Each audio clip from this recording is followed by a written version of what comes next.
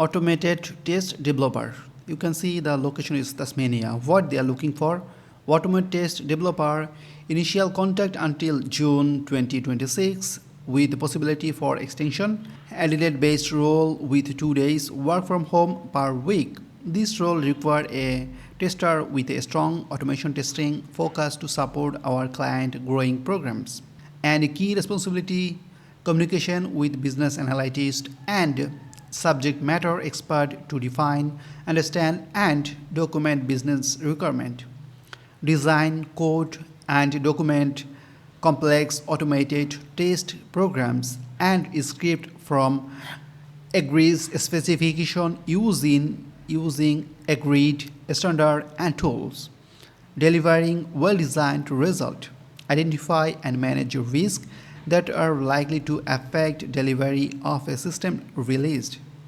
Develop estimated of effort and duration for developing tasks, monitoring on progress, and continuously improve estimated accuracy.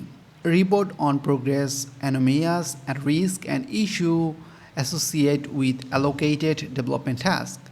Contribute technical expertise to require analysis to enhance the quality of solution design and improve solution process within the organization. Skill and expenses.